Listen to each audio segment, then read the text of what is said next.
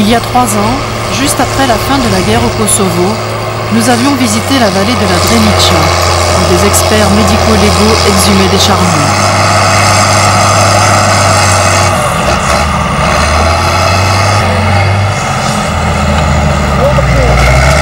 Des milliers de maris et de fils albanais, mais aussi des mères et des filles, avaient disparu au cours des combats. Oui, sur le bas, là-bas.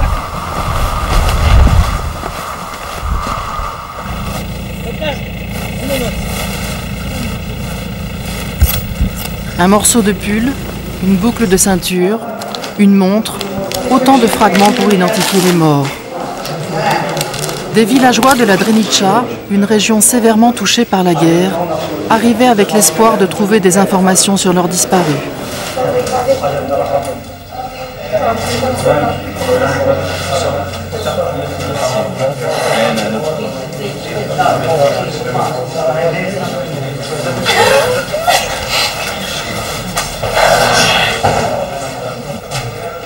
Un bout de pull familier.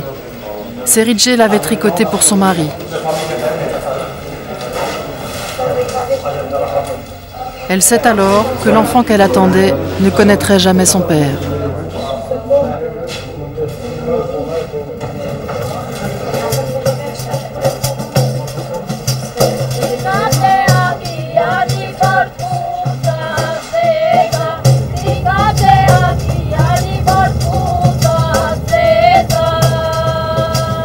Trois ans plus tard, nous voilà de retour dans la vallée de la Drenica pour rencontrer les femmes des petits villages qui parsèment la région.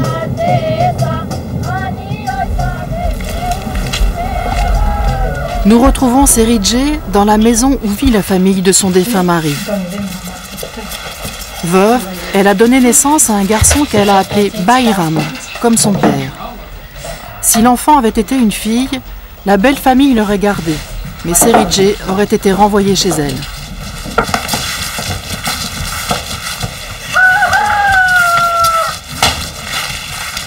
Les anciennes coutumes, également appelées loi du Kanun, régissent encore les habitudes des Albanais. Pour Serice et ses belles-sœurs, suivre ces règles sociales est aussi instinctif que faire un gâteau traditionnel.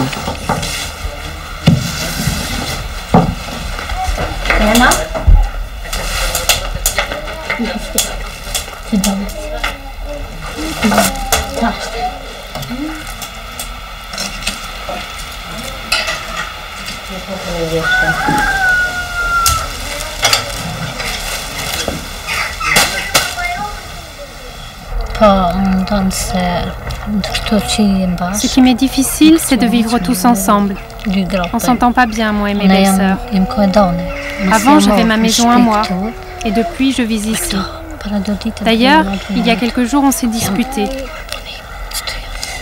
J'espère qu'elle ne m'entendra pas. Si je pouvais vivre seule, avoir ma propre maison, ce serait beaucoup mieux. Je suis encore jeune, et être sans lui, c'est très difficile.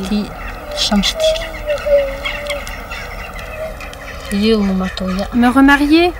Non, il m'a beaucoup aimé, et moi aussi je l'ai aimé. Et comme il a donné sa vie pour ce pays, je ne me remarierai jamais.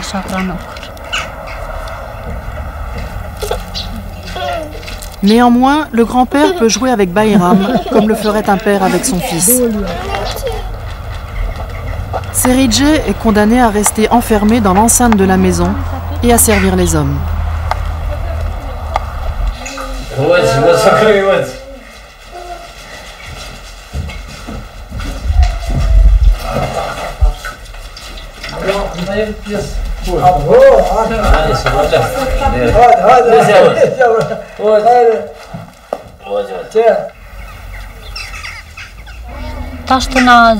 C'est comme ça partout pour les femmes, et en particulier chez nous dans les villages. Pour nous qui n'avons plus de mari, la vie est encore plus difficile. On ne peut plus sortir. Par exemple, si notre enfant est malade, on ne peut pas l'emmener sans un homme qui nous accompagne.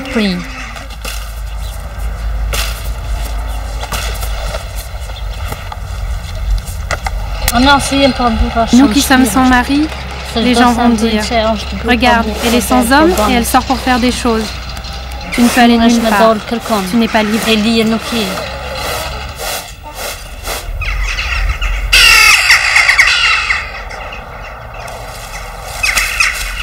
Nous retrouvons une autre veuve de guerre que nous avions déjà rencontrée. 3 ans après avoir perdu son mari, Sophie habite seule avec ses 2 filles.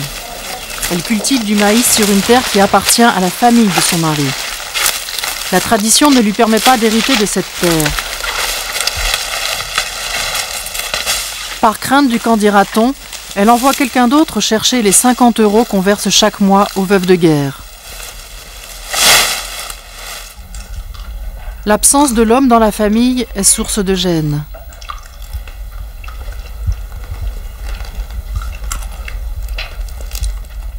Je suis timide devant la caméra. On n'est pas habitué. On n'a pas d'instruction, pas de travail. On est toujours resté comme ça, enfermés dans nos maisons. Personne nous a jamais filmés, sauf la fois où j'ai reconnu les vêtements de mon mari. Sinon, moi, je ne sais pas ce que ça veut dire d'être filmé. On a peur de passer à la télévision, parce que tout le monde peut nous voir. Et c'est gênant. Vous savez comment c'est chez nous, ici à Drenica. Dans un autre village de la Drenica, des femmes qui ignorent si leurs proches sont vivants ou morts viennent dans un nouveau centre de femmes. Au début, elles ne voulaient pas ouvrir leur cœur et parler de leur peine. Mais finalement, 2 organisatrices les ont convaincues de participer au groupe de parole. Je vous remercie de tout cœur d'avoir laissé vos tâches ménagères, vos enfants pour venir ici au centre. Pour la plupart, vous avez perdu vos fils, vos maris, vos êtres chers. Rien ne pourra jamais compenser votre peine. Cependant, nous nous efforçons de faire en sorte que vous puissiez vous rencontrer 2 heures par jour et que vous puissiez partager vos pensées et vos peines les unes avec les autres. On ne sait pas s'ils sont vivants. On n'a aucune nouvelle. J'espère encore qu'ils reviendront. Je ne peux pas m'empêcher d'espérer.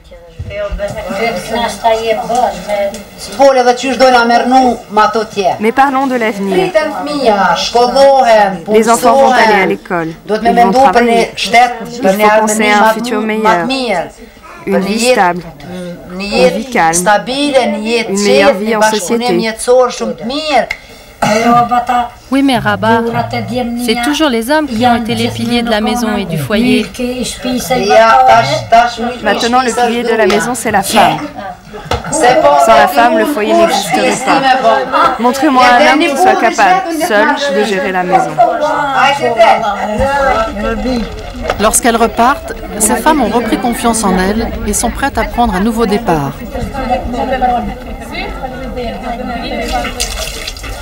Skurte, la fille de Sophie, n'est allée à l'école que quelques années. Depuis, elle est restée chez elle pour aider sa mère dans les tâches ménagères. Et aujourd'hui, elle ne connaît que les coutumes qui disent qu'une fille n'a pas besoin de savoir lire et écrire. À l'âge où elle devrait se marier, Skurte et de nombreuses autres jeunes femmes du village vont assister à un cours d'alphabétisation organisé grâce à l'aide internationale.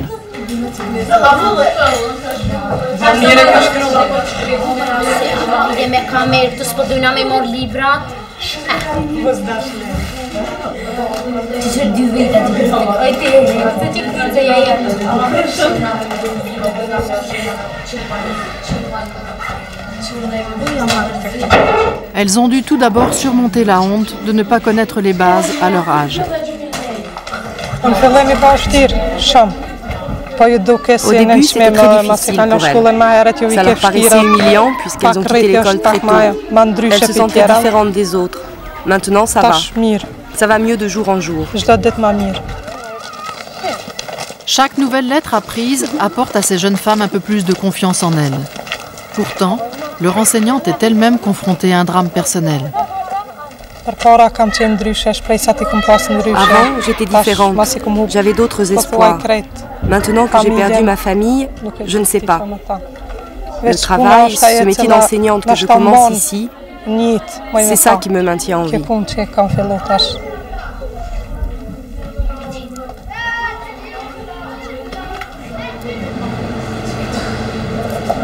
Quelles que soient les aspirations professionnelles des jeunes femmes, la plupart d'entre elles savent qu'elles seront tôt ou tard mariées.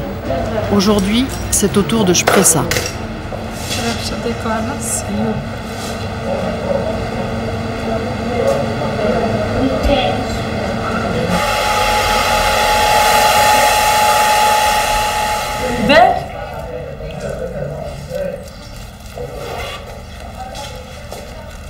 Une marieuse a arrangé l'union. Shpresa n'a jamais vu le garçon avec lequel elle passera le reste de sa vie. C'est probablement pour cela qu'elle se tait.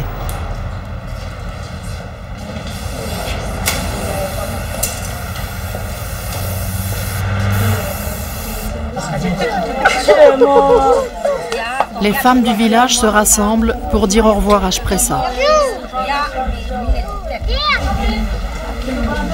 À l'intérieur, la tristesse règne, non pas parce qu'une fille s'en va, mais parce que la famille pleure encore un fils tué à la guerre.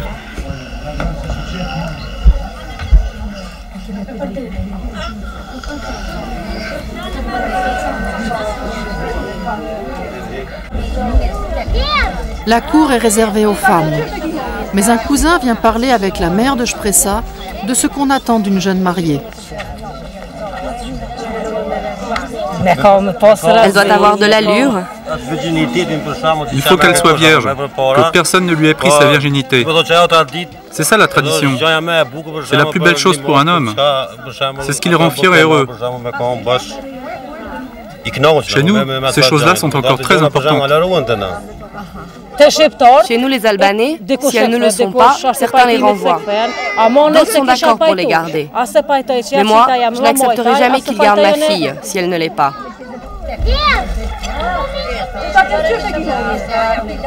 Les choses étaient pourtant différentes à l'époque du communisme.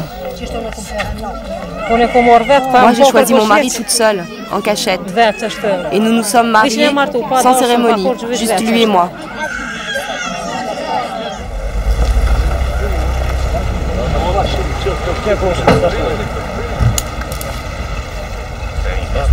La famille du fiancé au grand complet vient chercher la mariée.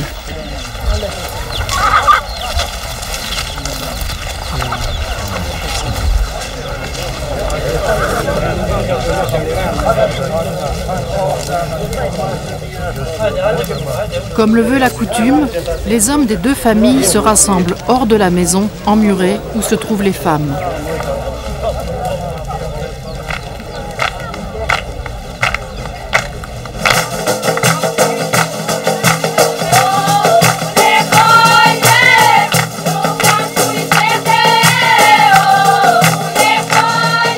La marieuse apporte de l'or de la part de la famille du fiancé.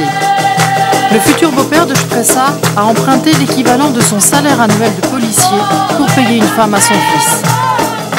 D'après la tradition, l'or est le seul bien qu'une femme puisse posséder, elle qui ne peut acquérir ni maison ni terre.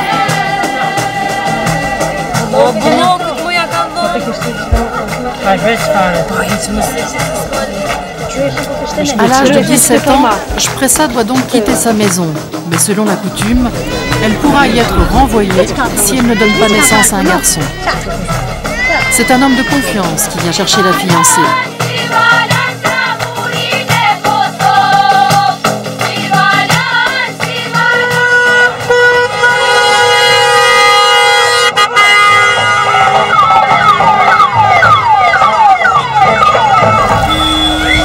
Dans très peu de temps, Shpresa et Bujar seront unis.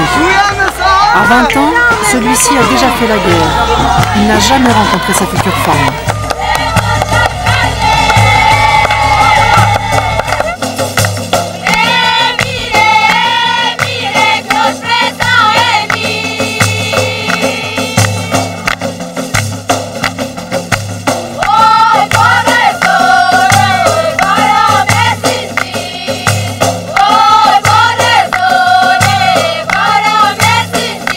La belle-mère de Shpresa, une femme qui a le pouvoir de faire la pluie et le beau temps dans la vie de sa belle-fille.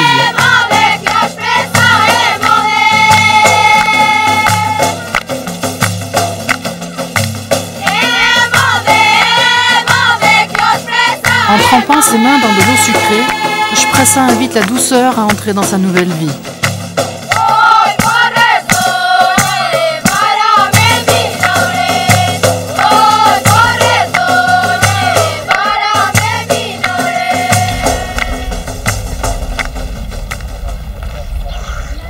Un mariage dépend d'anciennes traditions, mais la foi dépend de l'islam. La volonté d'anéantir la religion de la plupart des Albanais du Kosovo a échoué. La mosquée de Shirez a été reconstruite et les fidèles sont revenus.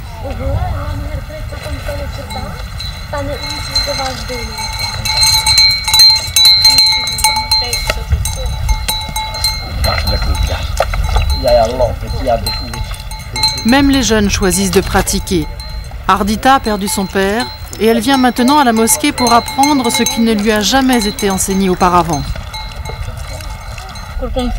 Au début, je ne savais rien. Maintenant, j'en sais un peu plus.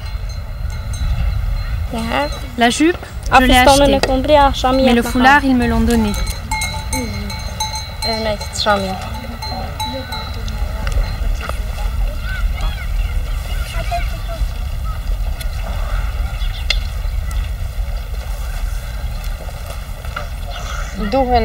Pourquoi portes-tu le foulard? Parce que si je montre mes cheveux, je risque de brûler en enfer.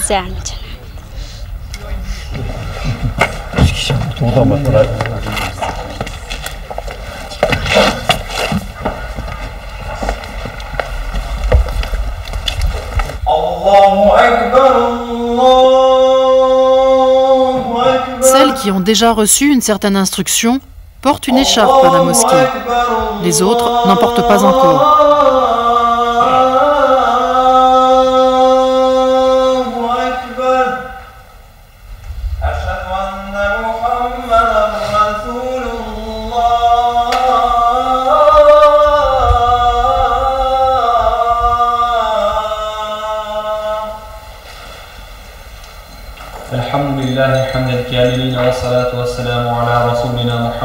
Surtout à la campagne, la résurgence de l'islam lie les jeunes et les anciens, les hommes et les femmes.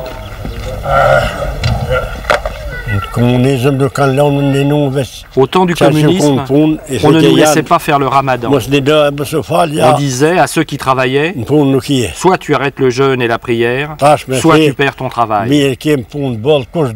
Maintenant, avec la religion, tout va très bien. Pour ceux qui veulent apprendre, il y a l'école coranique, il n'y a plus d'obstacle. Les jeunes filles viennent des villages pour étudier à la madrasa de la ville. Les organisations islamiques soutiennent l'expansion de ces activités et de nombreux jeunes viennent s'y inscrire. Ils commencent par l'étude intensive de l'arabe.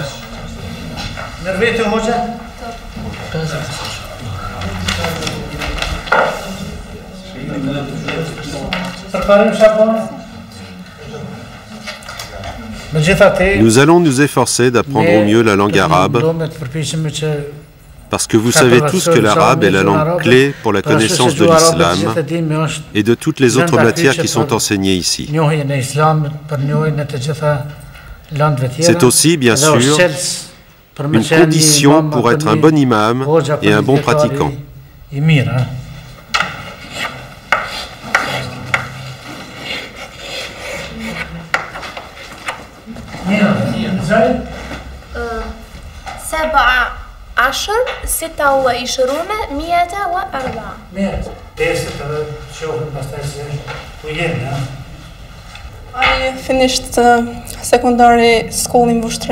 Je suis allée au collège de Vuštri. Après l'avoir quitté et terminé mes études au lycée, j'ai voulu étudier la religion islamique parce que je suis musulmane et que je voulais en savoir plus sur l'islam. C'est bien pour nous. Nous savons qu'il n'existe qu'un Dieu et nous devons croire en lui. Pour moi, c'est un plaisir de faire ce travail.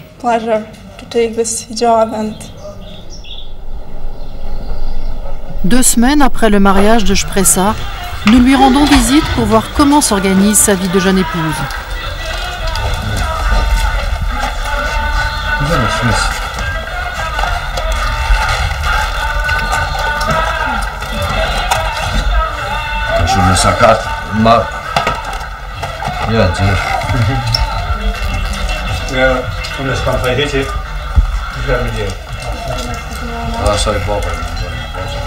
Son beau-père a combattu pour la liberté pendant la guerre. Il croit aux coutumes et à l'islam. Il n'exige pas que ces femmes portent une écharpe, mais il approuve quand d'autres femmes le font.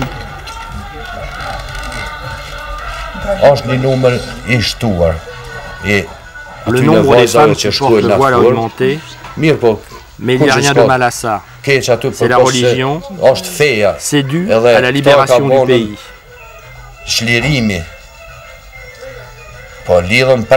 La population est maintenant libre de s'habiller comme elle veut et de respecter ses religions et ses traditions.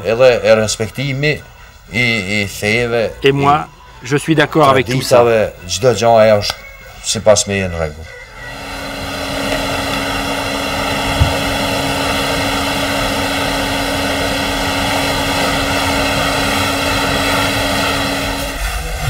Shpresa ne dit pas un mot.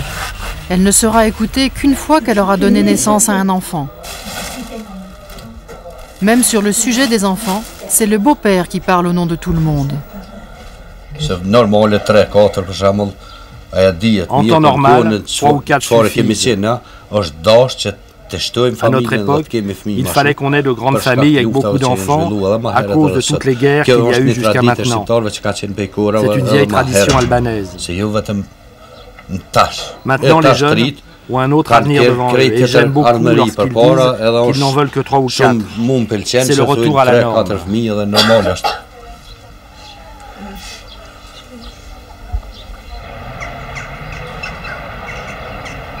C'est dans cet hôpital réhabilité grâce à des fonds internationaux que les femmes du village viennent accoucher. L'extérieur a beau être moderne, les anciennes idées sont tenaces et les garçons ont toujours la préférence. On m'a dit que ce serait un garçon. Et le premier? Une fille. J'aimerais bien un garçon, mais le plus important, c'est qu'il soit normal. J'ai fait l'échographie, mais j'ai pas demandé et on m'a rien dit non plus. Tu ne voulais pas savoir? Si, mais j'étais trop timide pour poser la question.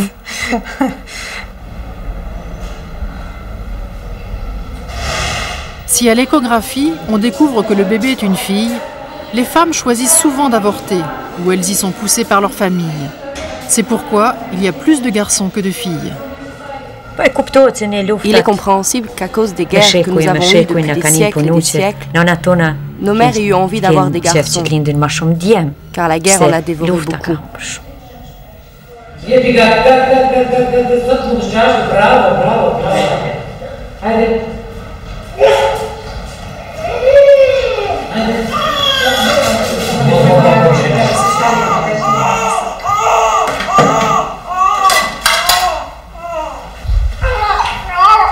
Les femmes accouchent seules.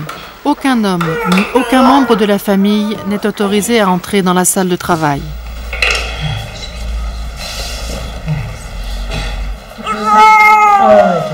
Auparavant, les mères ne pouvaient pas voir leur enfant pendant 24 heures.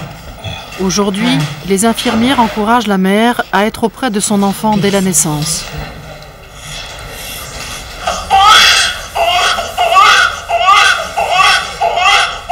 Il n'est pas facile d'abandonner les vieilles coutumes du pays.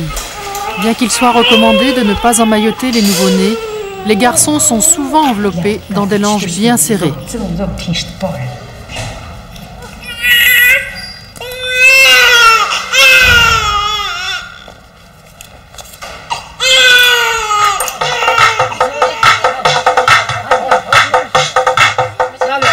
Même si Shpresa est obligée de rester enfermée dans sa nouvelle maison, d'autres jeunes femmes se sentent assez libres pour danser dans le village.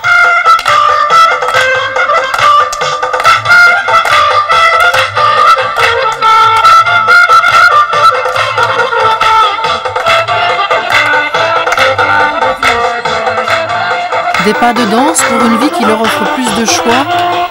Ces jeunes femmes pleines de vie en entraîneront peut-être d'autres vers une existence moins contraignante. Alors, elles définiront une nouvelle façon d'être femme au Kosovo.